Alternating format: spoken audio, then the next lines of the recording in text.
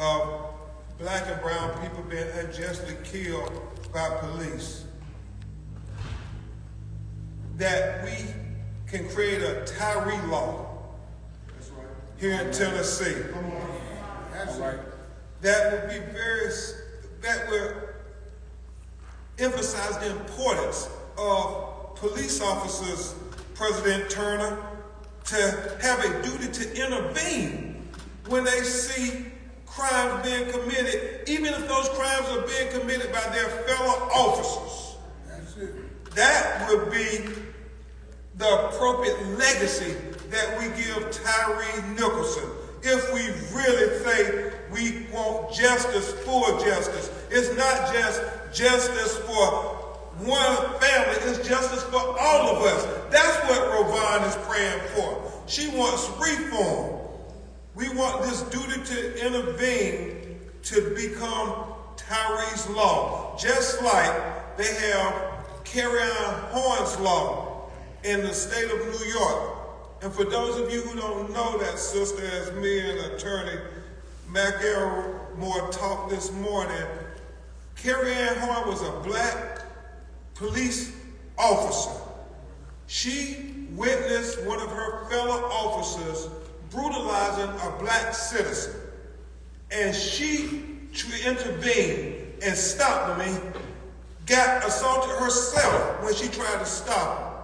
But because she intervened, she was retaliated against, and she was terminated and had to fight almost a decade-long battle to get justice because they had no duty to intervene for police officers before her courageous act. And the issue is we have to make it official. We have to make it documented. We got to put it on the books. We have to have notice that police officers, you have a duty to intervene when you see a crime being committed. That's right. You expect the people to say something. Well, why don't y'all show us how to do it? You all go first when you see a crime being committed. And then people in our community will feel a lot more safe when they go intervene and say, we saw a crime. When you want us to tell what we saw, well, you tell what you saw too. Mm-hmm. Amen? That's right. And so this is what Ms. Rovon and Rodney and Jamal and Kiwana and Michael, his siblings, that's what they want. They want reform with these charges. Now, before I bring Attorney Tony Ramanucci up to give some remarks before we bring the family, we want to underscore just two more points. Number one, the fact that this unit had engaged in this type of brutality before. This unit had engaged in excessive use of force against black citizens before. And Attorney Ramanucci and I plan to make sure that is pointed out in a civil case on behalf of Tyre Nichols. Because as citizens have reached out to us and the family about this happened to them. There's a brother who said 4 or 5 days before this happened to Tyre, that same Scorpion unit confronted him while he was in his car going to get pizza. And he said that they used all kind of profanity against him. They threw him on the ground, talking about where the drugs and where the weapons, and he was like Tyre, put a gun to his head. And this brother, after he survived this ordeal, he said he called to the police department twice to internal affairs. Twice. And they never responded to him. If they would have responded to him, we might not be here today. And so that's why we plan on making sure any citizen in Memphis who had to face the brutality of this Scorpion organized crime unit, I guess as they're distinguished, will come forward. We had an older gentleman, right, Mr. Reed, 66 years old, saying he was confronted by this unit and he was brutalized. And he had pictures of his injuries. And so it was foreseeable. It was foreseeable that something tragic like this was going to happen when you have police officers given, as Attorney Robert Nucci and our legal team discussed, not just immunity, but impunity to trample on the constitutional rights of people who looked a certain color, who lived in a certain community. And so we believe that this was a pattern in practice. And Tyre is dead because that pattern in practice went unchecked by the people who were supposed to check that. And I think we are so thankful to Chief Davis. Now, her leadership through this ordeal should be applauded as an example for other police chiefs in leadership. But we agree with her when she says policy means nothing if you have a culture. If that culture is rotten, you can make all the policy in the world. That's right. Because the culture does not respect policy. We have to make sure that the culture not only respects the policy, but the culture respects the community. And that is what we have to do if we're going to give Tyre Nichols the proper legacy. And then finally,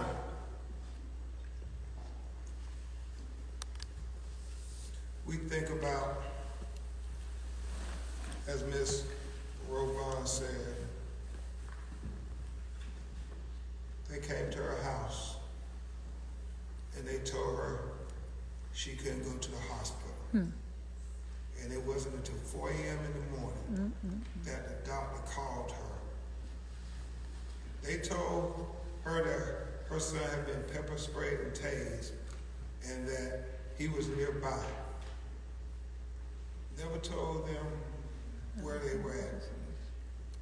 And so we believe that we cannot allow anybody to ever cover up crimes against our loved ones in our community. It happens far too much in America. And we have to have this conversation over and over and over again until it stops. We have to talk about this institutionalized police culture that has this unwritten law that you can engage in excessive use of force against black and brown people. We have to have this conversation because this institutionalized police culture that suggests you can do this to people in certain communities who look a certain way cannot be tolerated. It doesn't matter if the officer is a black officer, a Hispanic officer, or a white officer. It is the culture that allows them to think they can do this to Tyre, that they can do this to Keenan Anderson in Los Angeles, California, that they can do it to Byron Williams in Las Vegas. I mean, to come and attack a black man just for riding on a bicycle. It is the culture. And we have to call out this culture every time we get a chance. We gonna call it out? Call it out. That's right. Call out the culture. Call out the culture. Call out the culture. Call out the culture. Call out the culture. Call out the culture. Call out the culture. Call out the culture. Call out the culture. Call out the culture. We have to call out the culture. And that has to be the conversation. Or those hashtags will continue to pile up quicker than we can keep up. And the only way this is just the first steps to getting justice for Tyre Nichols. The only way we get full justice for Tyre Nichols is the institutionalized police culture that is on trial today. And the only way we get justice for Tyre Nichols is if we call out this institutionalized police culture so we can get full justice for Tyre Nichols. Justice for Tyre Nichols. Justice for Tyre Nichols. Justice for Tyre Nichols. Justice for Tyre Nichols. Justice for Tyre Nichols. Justice for Tyre Nichols. Justice for Tyre Nichols. Thank you all.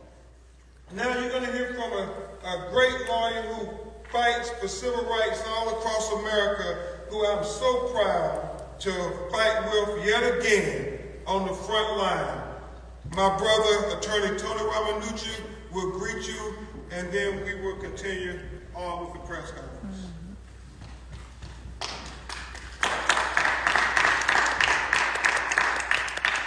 Thank you again, ladies and gentlemen. I do have a few points to cover with you today. We were just here before you a few days ago. But we have to lead from the top, because I really do want to talk to you a little bit about these criminal charges, the gravity of the criminal charges, and what it means not only to these officers, but to this city, state, and our country. Remember, this supposedly emanated from a traffic stop, which turned deadly. And we talked about what we saw in the video when we were here before you Monday, that some of them were unmarked squad cars. These were not all officers in uniform, only partially of them were. You can call this the Scorpion Unit, if that's what you want to call it. But what these really are, because I do happen to have subject matter expertise on these cases, these are suppression units. These are saturation units. And what they really turn out to be are oppression units. And what they do is they wind up oppressing the people that we care about the most, our children, our young sons and daughters, who are black and brown, because they are the most vulnerable. Make no mistake, Tyre Nichols at all times was an innocent victim on that night. He did nothing wrong. He was caught up in a sting. This Scorpion Unit was designed to saturate under the guise of crime fighting, and what it wound up doing instead was creating a continual pattern and practice of bad behavior. As Ben told you, there are others who are out there who had similar experiences, and I will dare say that when we get all the records that we need, that we will see a significant delta, a disparity between the use of force of the Scorpion Unit and that of the regular Memphis Police Department, and statistically on average across the country.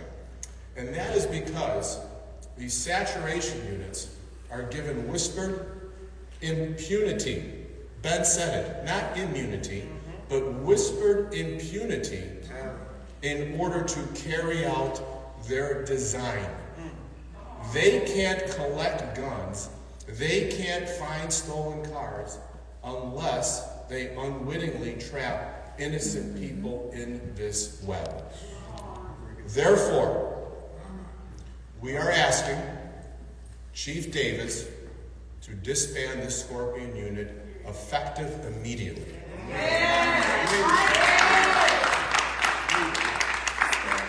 The intent of the Scorpion Unit has now been corrupted.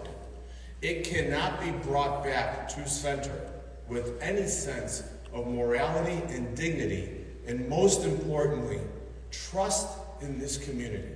How will the community ever trust a Scorpion Unit? And that's what we are asking for.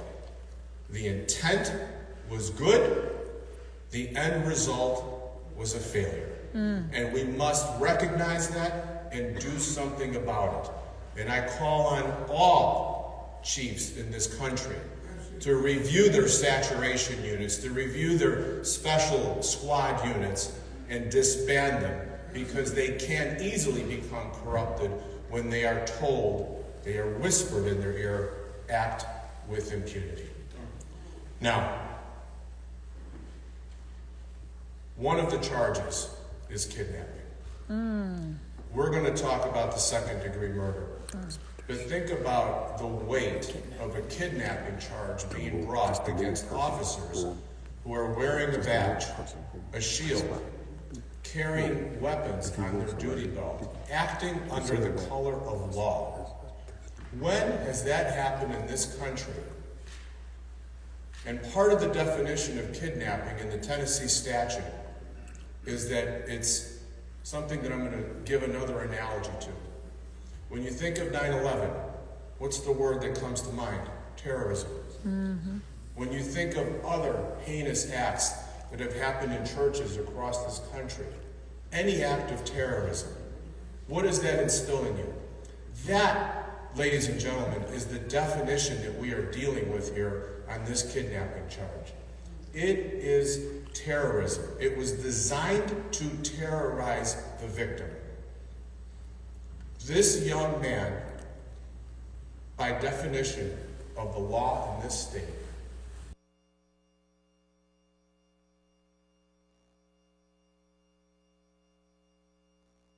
was terrorized.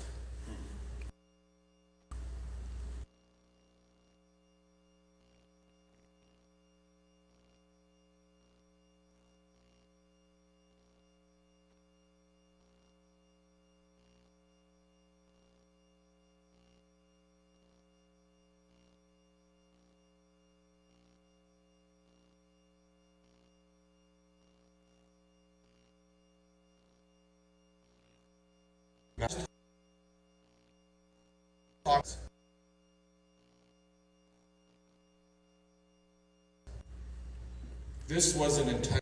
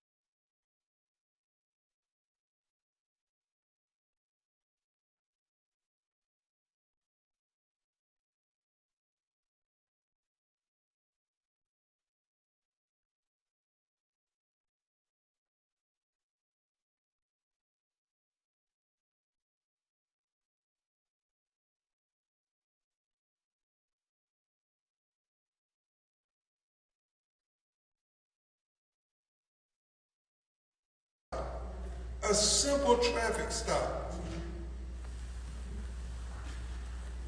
He's kidnapped for a simple traffic stop? Think about that. I mean, y'all, this is such an important case. Such an important case. And I continue to think about people like Terrence Crutcher and people who, for simple things, having car trouble. And they end up dead when they encounter the police. Corey Jones having car trouble. When black people have simple encounters with police. They end up dead. We don't hear about these things with our white brothers and sisters. We don't see the videos of the police doing the most with white citizens when they're routine, simple matters. And that's why we got to continue to speak to this police culture in America. It does get emotional because I know what you're all about to see America. And as much as those 5 officers killed Tyre Nichols, it was the police culture in America that killed Tyre Nichols. So you're going to hear from our civil rights leader here in Memphis. He's standing with many other great civil rights leaders, the SCLC, and I know the National Urban League is also a great presence here in Memphis. But we want to introduce to you one of our co-counsels who is a great civil rights leader here, our NAACP president for the Memphis chapter, Attorney Ben Crump. Justice for Tyre! Justice for Tyre! Justice for Tyre! Justice for Tyre! Justice for Tyre! Justice for Tyre.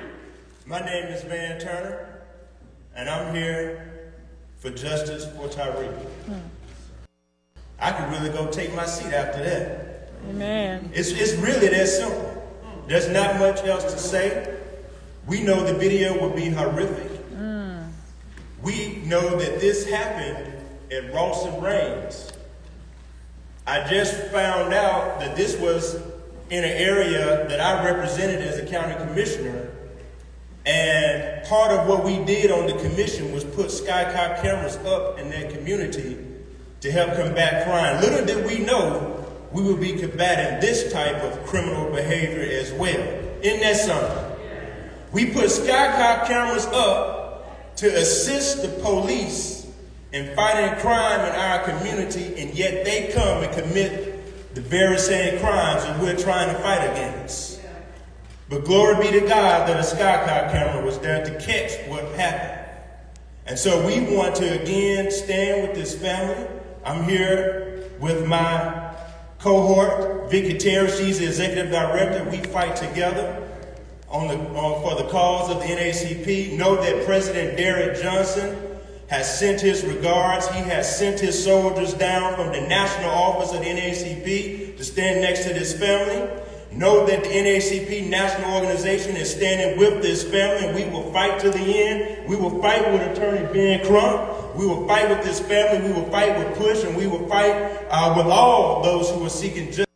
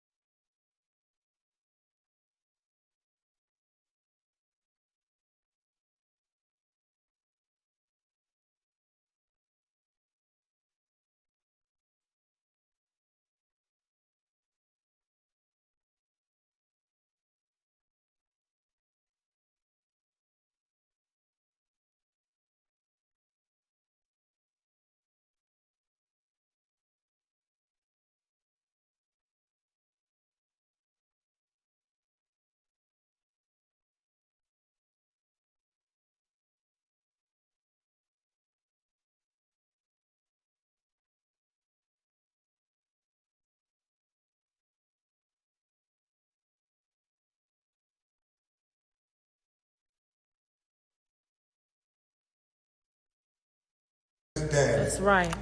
Let's give a big round of applause for the man standing strong for his family, Mr. Rodney Wade.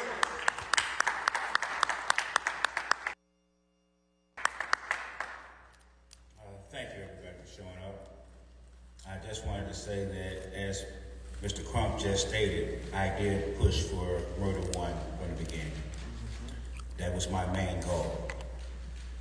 But as the charges were told to us and they explained to us what the difference between murder one and murder two was, we're very satisfied with the charges. More importantly, we want peace. We do not want any type of uproar.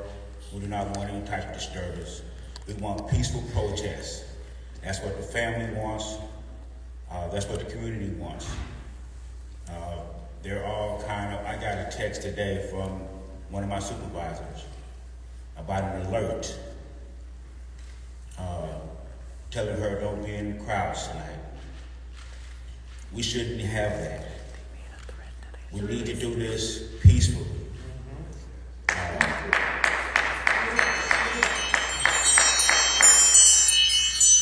The family is very satisfied with the process, with the police chief, the DA. They acted very, very quickly in this case. We are very, very pleased with that. Other cases drag on, but this is a special case. We had a special son that prompted the quickness of this results. So, as of the Tyre Nichols family, please, please protest, but protest safely. Thank you. Thank you so much, Mr. Rodney Wells. And now we're going to hear from Ms. Rovon Wells, who I guess you're talking about dignity and grace personified. Said my son is an assignment from God. Let that sink in. Your son being sacrificed his life so that we can have a greater chance at justice for all. Ms. Rovon Wells will now address you. Give her a big round of applause.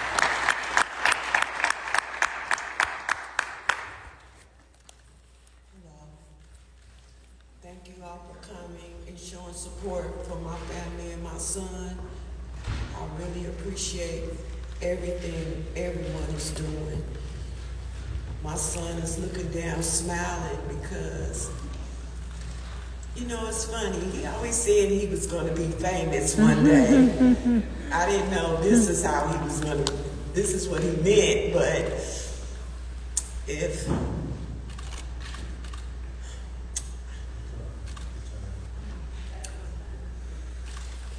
I really don't know what else to say right now. I've said so many things in the last few days, and really I want to say, I've never seen the video,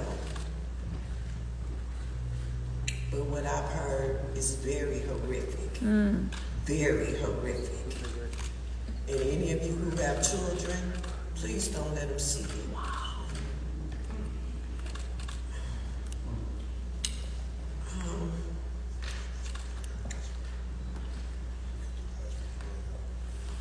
I just want to ask for prayer for my family, this whole community. And I want to say to the 5 police officers that murdered my son, you also disgraced your own families when you did this. But you know what? I'm going to pray for you and your families, because at the end of the day, this shouldn't have happened. This just shouldn't have happened. And we want justice for my son. Justice for my son. Yes. Justice for Tyre. Justice for Tyre. Justice for Tyre. Justice for Tyre. Justice for Tyre. I just want to thank everybody again for coming. I have a lot of words that I want to say, but they're just not coming out right. No, you're fine. And I still haven't had time to grieve yet. I'm still dealing with the death of my son. This was not supposed to happen. My son was supposed to be with me today. I'm gonna always know that I'll always be with him, because I told everyone he has a tattoo of my name on his arm. My son loved me to death, and I loved him to death. And so this is very difficult for me. I'm sorry if I'm not articulating myself a little bit better. You don't have to be sorry. You don't have to be sorry. No mother, That's right. mother should go through what I'm going through right now. No mother to lose their child to the violent way that I lost my child. Thank you.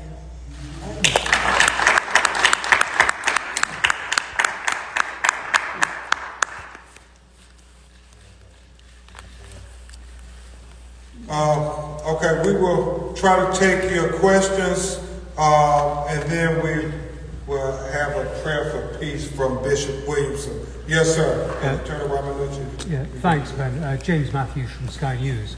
Can I ask you, we're here today for Tyre. We've been here before. You yourself say there needs to be a change in the police culture. Why has there been no change? And Rovon, if I could ask you, first of all, my condolences to you and your family. But can I ask, when you hear that your son was calling for you 3 times in his final moments, what was through your mind? My heart just breaks, sir. For a mother to know that their child was calling them in their need, and I wasn't there for him. Do you know how I feel right now? Because I wasn't there for my son. I was telling someone that I had this really bad pain in my stomach earlier, not knowing what had happened. But once I found out what happened, that was my son's pain that I was feeling. And I didn't even know. But for me to find out that my son was calling my name, and I was only feet away, but did not even hear him. You have no clue how I feel right now. No clue. My. Okay, we'll try to limit the questions Yeah. for Ms. Wells, and we'll try to take all of them. You asked, why hasn't it changed? Well, you know, we have been dealing with racism and discrimination in America, and, you know, racism across the world for hundreds of years. And it's going to have to be intentional, being able to disseminate, deconstruct racism and bias. And as I said, it is the institutionalized police culture. It's not just the police culture, it's the justice system. We have bias in every aspect of society. And so you don't see officers doing this to white citizens because our court system has said that they value white life more than any other life. And so we finally have to speak truth to power on these issues to say the reason why we keep seeing it happen to black and brown people is because it is the culture in this society that we can marginalize brown and black people, that we can trample on the constitutional rights of black and brown people. And that's why we have to continue to say, no, it's not equal justice for some, it's equal justice for all.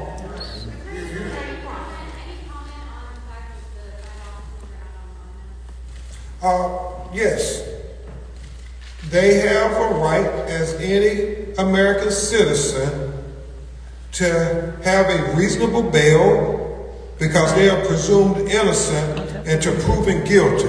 We don't want to change any of the standards because they are black police officers. Whatever has been done for other officers who were not black, who committed these crimes on video, well, it should be equal justice. Everybody is presumed innocent and to proven guilty in America. Mike, I understand that this is not the first time that this has happened in the city of Memphis. Moving forward, how do you think the police department can be swept clean? Well, you know, I'm going to ask my co-counsel, Attorney Ramanucci, and Attorney Turner to speak to those matters. Tony, from a national standpoint about these specialized units, and then Attorney Turner about here in Memphis. So your question was, how do we clean this up? Yeah. How do you clean out the police department moving forward?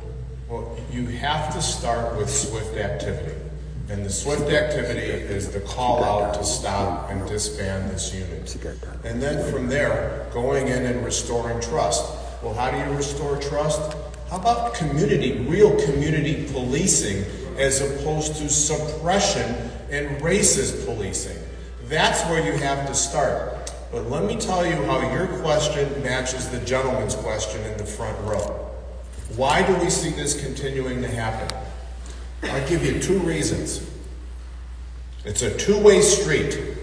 The community wants it, but the other side doesn't want it. The unions don't want it. This is like a carnival. You see the strong man trying to hit the target and ring the bell, and it's a rigged game? Well, we try to ring the bell, but we can't because it's rigged. Until we start reform with municipalities and the union contracts, where real reform is baked in, that's when you'll start seeing real changes. Number two, call out the lawmakers in Washington who failed on the George Floyd Police Reform Act. Call them out. You want change? We need federal change, not only state change.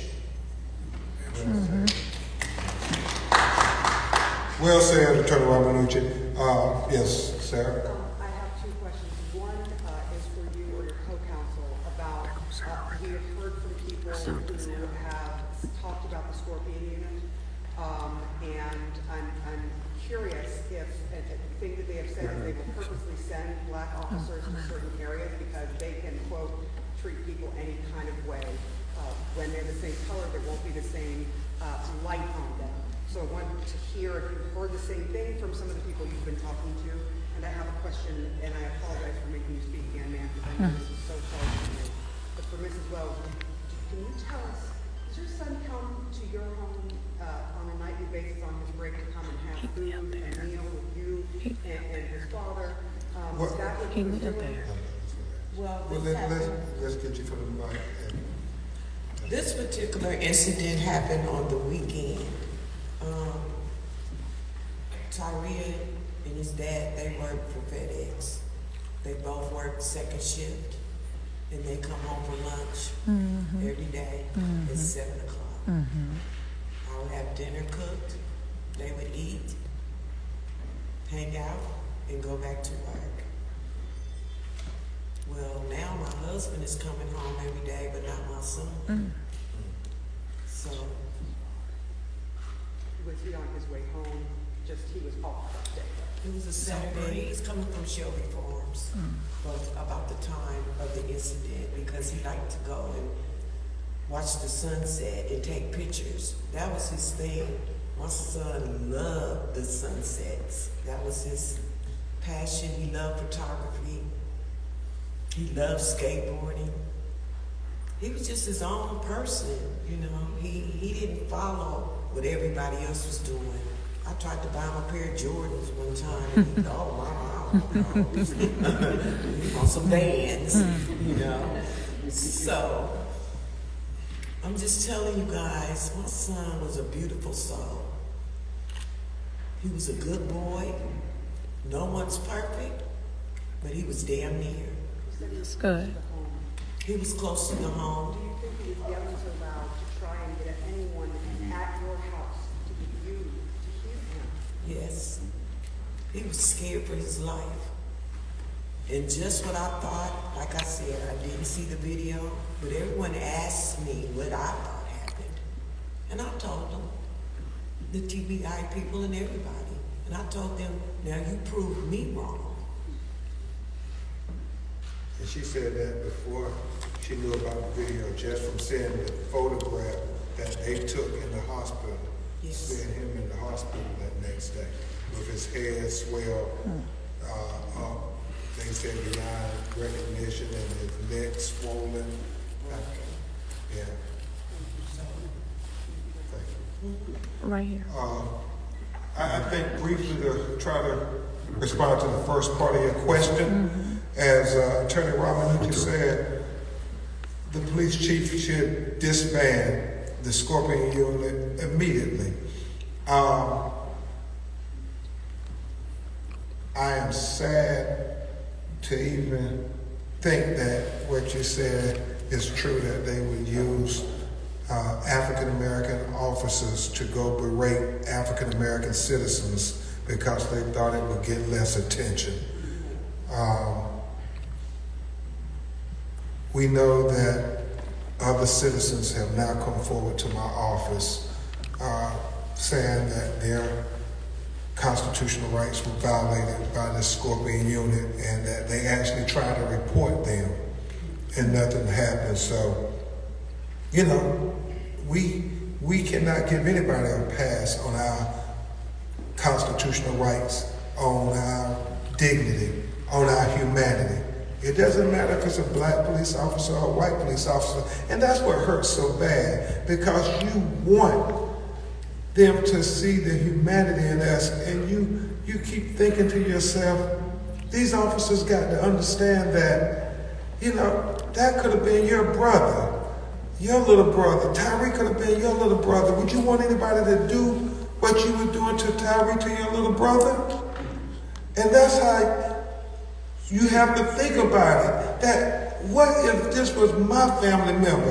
Hopefully every police officer in America would start thinking when they interact with a citizen, what if this was my brother or my sister or my child? That's what we want. We want compassion and respect. The same way you de-escalate with white citizens, well, de-escalate with black citizens too. We all want to get home to our families. Right. We want you to get home to your family, and we want to get home to our mama. We'll take a few more. Yes, let's go. Thank you. My question to you is, myself as an activist, and seeing the activists on the stage, what do you say to the activists that actually be boots on the ground? Because I know that you all are, you know, legal team, and you all are here whenever we need you as far as in the legal realm. But the activists is really the ones that's out there bringing attention to the family's situation. And myself personally, in this field, have been pushed off by, you know, legal team, knowing that I'm standing for the families, and even talking to other activists that actually stand for these families and actually are being the voice out there. What do you tell them whenever they're the ones out there fighting for the family, and to be pushed off and not to be, you know, heard?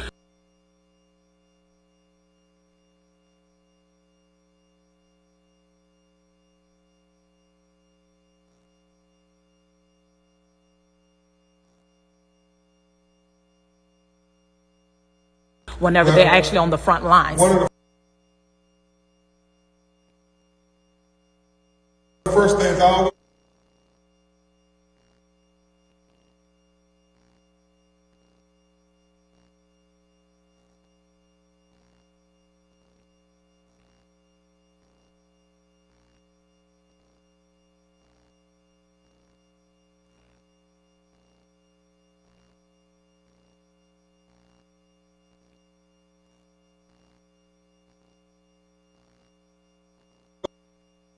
Ben Crump, and I want to apply. Find you all the way.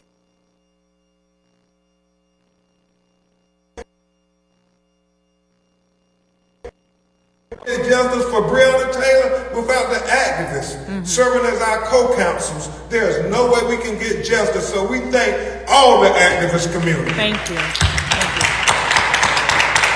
Just two more.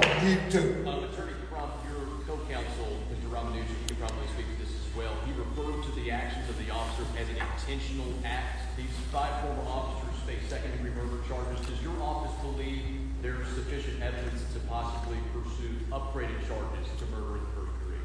Well, I'll say this and then I'll let Tony speak. I think that the DA had the benefit of being able to slow down the tape and dissect the video and look at blow by blow, kick by kick, strike by strike with the police stick, every aspect of it. So I want to believe that they tried to show respect to Mr. and Mrs. Wells and charge them with the most they felt they could get a conviction on. And make no mistake about it, the video, when you all said, you all try to think to yourself, what are the correct charges? Because we all got eyesight. We don't need anybody to interpret it for us. You look at that video for yourself and you say, were the actions intentional? I mean, when you kicking somebody and it's not a reaction kick, you actually like stutter for a minute and make sure that you get the kick in. That seems intentional as anything you can imagine. Attorney Ramanujan. Excuse me, Attorney Crump. Just one second, let him respond to this. Yeah, I just want to confirm, lest anybody ever thought that there was an exaggeration or an overstatement as to what you will see. Number one, look at the charges, read the charges, and you will see that there has been none. Secondly, our independent medical autopsy, our medical examiner, and I'm allowed to give the quote, she said that these injuries are consistent with a severe beating. That is the quote. So when you take that quote and you understand what we've seen and what the charges are, those are maximum charges. Murder requires a little bit more something, and I agree with Ben that the state's attorney looked at these charges and did whatever they could. Whether or not there's any other charges out there, well, maybe the evidence will bear that out. But don't forget, this is what the charges bear out. When you look at the medical examiner and the charges, there's consistency. Thank you, Tony. And remember on the video, there's some audio, so you will hear audio, and that is very compelling because it kind of tells what your intent is when you say things. Yes, sir. This morning, Chief C.J. Davis said that the stop was questionable, and she said they've been unable to verify the reckless driving allegations. I'm wondering, what can you tell us about the moments leading up to MPD making contact with Tyre? Well, we look forward to getting the radio transactions and any calls that were made because we don't know anything other than we got to see the video. So they say he was driving recklessly. We have to see it. We certainly can't take their word for it. And if not, then it goes to what Attorney Ramanujan said. A lot of these stops are pretext stops. Yes, ma'am. Good morning. This is to Mr. and Ms. Wells. And I offer my sincere sympathies to you. During the day, my job, I wear a black robe. I'm Judge Chandler. I'm in traffic court. I've been there for 26 years. People have asked why I stay there. And it's to ensure for a system that's just and fair that starts here. In these years, when I get new officers, I ask them to remember 4 things. Treat people the way that you want to treat. Right, be treated. You want them to treat members of their families. Treat them that way. Make it home to your families. And don't take any unnecessary risk. And remember that people that you interact with want to make it home to their families too. I'm sorry that whatever happened that evening, that the message wasn't received. And I'm giving you my sincere sympathies. And I'm going to continue as a judge not to hide behind the black robe like I can't say anything. I'm going to continue to ensure for a system that's just and fair for everyone, because I've been stopped for suspected burglary. I've been stopped for a suspected shooting in an area. A few weeks ago, I had a gentleman who was stopped and was upset because the police didn't tell him why they were stopping him. And he had his daughters, but he was going to be a man and show his daughters, you have rights. And I explained to him, sir, your objective is to get home. You fight in court. Amen. And I'm going to continue to try to ensure for a system that's just and fair. My sympathies, mine, because I'm speaking for Jane Chandler, a mother. Thank you. Thank you, and I'm so sorry. Thank you, Judge Chandler. Okay, last question.